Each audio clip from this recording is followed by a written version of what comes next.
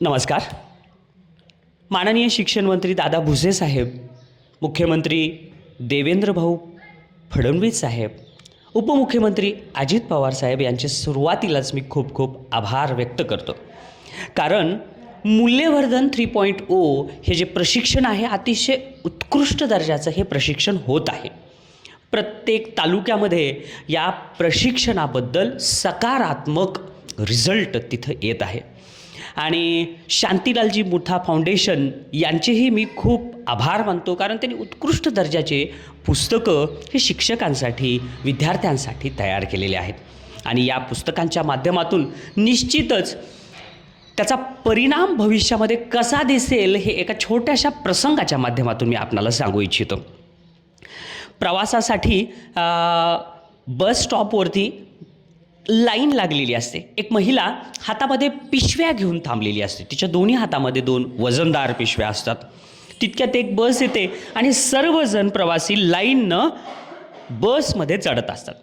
ती महिला बसमध्ये चढल्यानंतर तिला पुढं गेल्यावर तिला दिसतंय की आता तिथं एक जागा आहे आणि मग ती त्या जागेच्या दिशेनं जायला लागते. तितक्यात तिच्या पाठीमागून एक धडधाकट माणूस येतो आणि तिला जोराचा आणि जाऊन त्या जागेवर बसतो.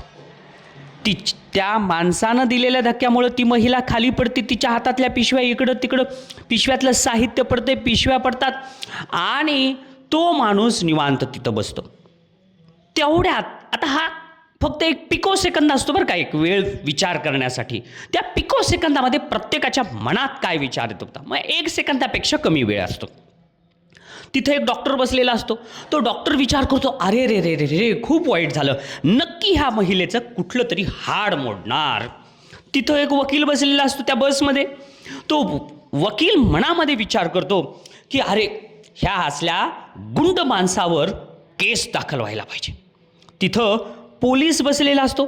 तो मनामध्ये विचार करतो, ह्या महिलेनं जर माझ्याकडे तक्रार जर केली तर नक्की त्याला मी जेलमध्ये टाकेन.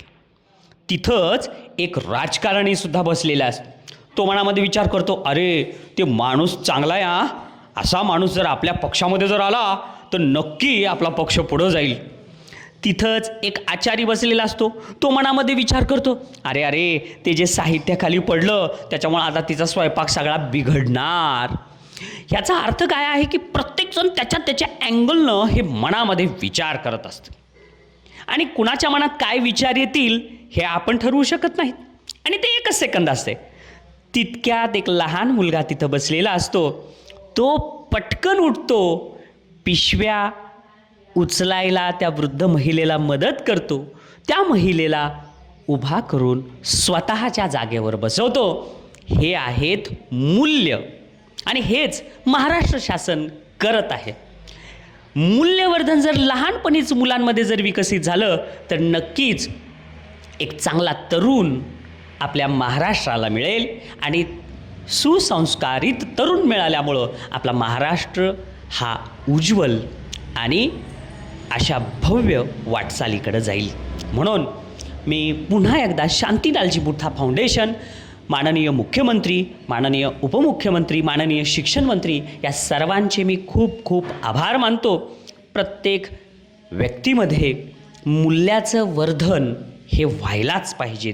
ज्ञान तर आवश्यकच आहे, पण त्या ज्ञानाला जोड जर मूल्याची मिळाली तर निश्चितच आपल्या महाराष्ट्राच्या यशाचा रथ कुणीही मोडू शकणार नाही.